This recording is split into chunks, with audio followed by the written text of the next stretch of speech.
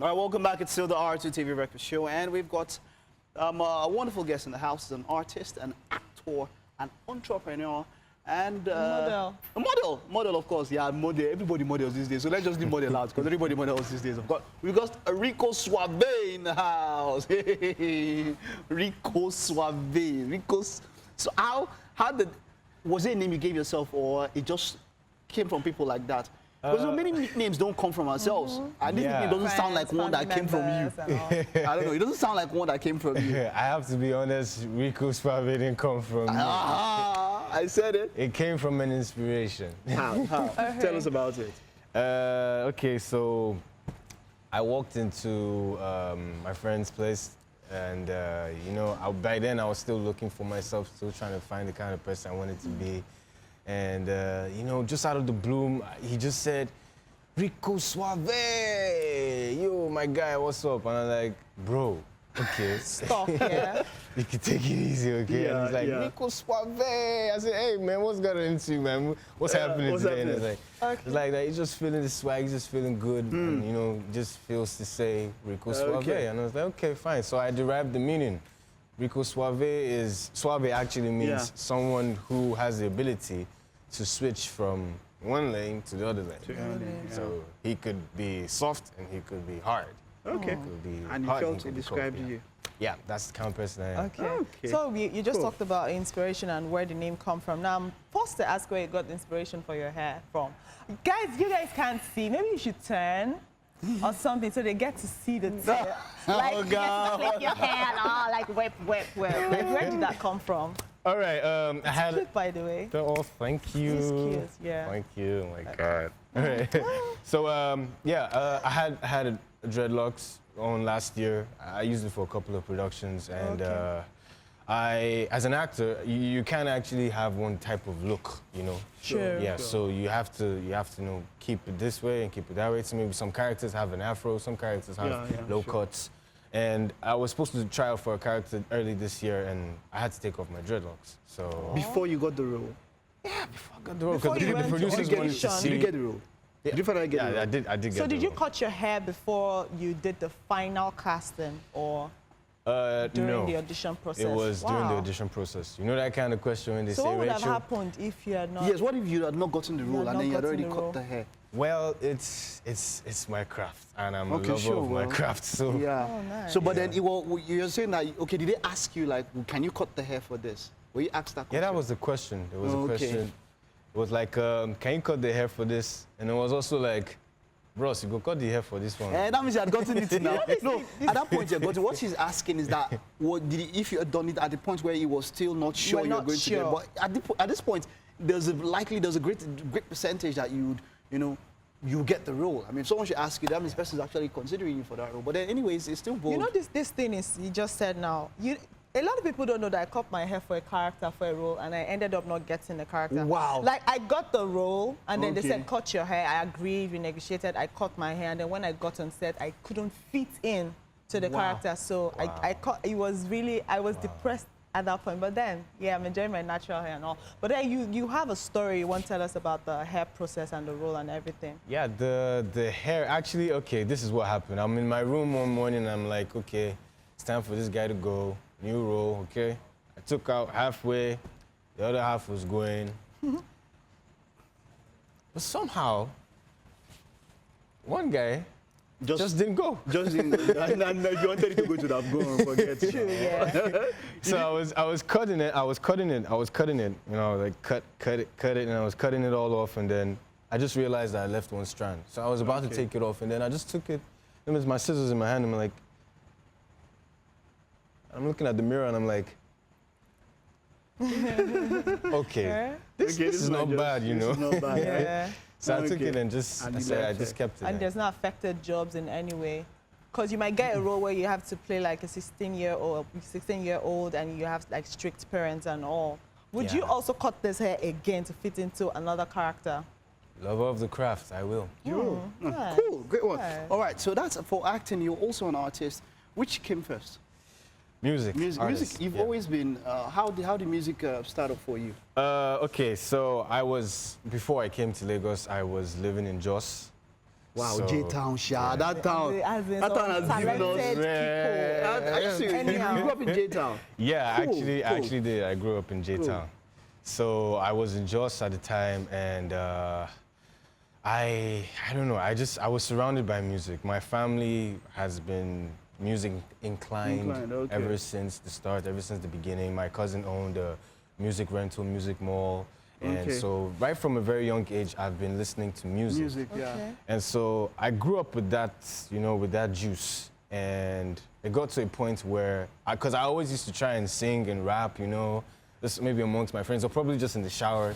Nothing too special, nothing too, you know, crazy and stuff. But someone just advised me, you know, it was my friend. He was like, hey man, why don't you record this stuff you do? Because every time we sit at the back, you know, just having drinks and stuff, I always just go into a mood where I just start saying stuff, you know, melody, harmony, it just comes out. I don't do it, it just comes, it's like a freestyle. So, yeah, I loved music, and I tried to record it the best way I could. At the time, I couldn't support it like the way I wanted to. So I had to pick up a job and, you know, probably sell a few products to some people. So it's where I got my entrepreneur thing from. Ability and skills, So cool. I started marketing for this guy, entrepreneur. He used to sell power banks and Bluetooth speakers. Wait, just by the side, you get back to that. Right. Does an entrepreneur have to know how to market? It's a plus. It's a plus, okay. It's a plus if an entrepreneur knows how to. In fact, I believe all successful business people are extroverts. And extroverts are people that can take things off the shelf and get it to somebody in the market. That's True. That's Can who tell it eyes is. to an Eskimo. Buying. Okay, so go back here. You were talking about music and all So yeah, I got working for him, and it was rough. Some people call it hawking, but I just used to call it mobile marketing, where I just take a bag with a whole lot of stuff in it and then meet people up and say, madam, well done. I get this one for sale. I bet you it stuff like was a big deal. Like if he walks up to me and says, I want to buy power, but even if I don't get the money, I call my friend, I beg. But how was the experience? How was the experience for you? Were you selling? I was selling sometimes. Sometimes. Yeah. What was the worst rejection, the worst time you've ever been rejected? What was the worst? What was the worst thing someone have said to you that? There was this lady. I think I met her on the wrong day. She woke up on the wrong side of the bed. I'm telling you. I believe her husband must have pushed her to the wrong side of the bed because she was probably sleeping fine before then. Wow. I went to her and I was like, okay, because I think she works in a bank, so she was one of the cashiers, and she's a quite mature lady and everything. So I just went to meet her. I was like, Madam, good morning. My name is Patrick Fakoya. I'm this and that. She was like, what is your problem? I was like, Madam, sorry, any problem? I don't have a problem. I'm just here to sell something to you. She was like, did I ask for you to come and sell anything for me? What's your problem? Can't you see me? Is it the first thing in the morning you come and meet somebody and you tell somebody to buy what? What? She just attacked me from, it was like crazy, and there's so much negative energy. And you just had to move, eh? Okay. I just had to move. Okay, so I'm tempted to do this here. I know, before we talk about the genre of music that you do, I want you to sing. Yes. I want you to do something. I know you're performing, but I want a freestyle. I want you to do the second verse of the national anthem. And I just so I know that you're a true Nigerian, because it looks like you're repping the color, you're in green, and you're all fine boy Nigerian. And also, let's do the second verse of the national anthem, baby. Second verse of the national anthem. Okay. Or should I give him the first verse? I think you should give me the first verse, please. Why? Rachel. No. For you to give me for me to give you the first verse, maybe you'd have to do something. I have to do something. Yeah, you'd have to like bribe me, maybe a peck or something. Okay. Yeah, so just quietly, and then you do the first verse. Richard, does he have you? Hey! Bribery. Yes. Okay. Second verse. Oh. First verse. All right, you guys saw that. Okay, so let's do the first verse. You didn't even sing it at all, sir. No, we'll sing it. Don't you want more bribe? No, I don't want if more you don't want to, you don't want to sing it. You don't want a deeper bribe. Okay. Rachel, go ahead. Okay, so first verse of national anthem. Okay. Don't fall my hand, though. No, don't fall my hand. Collect your peck back now. Yeah. Okay, let's go. Arise, O compatriots, Nigeria's cause obey. To serve our father's land with love and strength and faith. It's okay. I've tried. I've tried. You still have your fan. You was serious. I didn't try like this. So you just wanted to, No, I just wanted him what to, did you, like, what's your plan today? To show that he's a you true got a kiss? Nigerian. Really?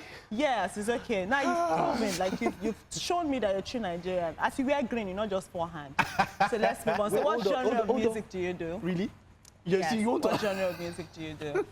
I do, it's alternative music. Okay. It's like a combination of... It's not so popular here.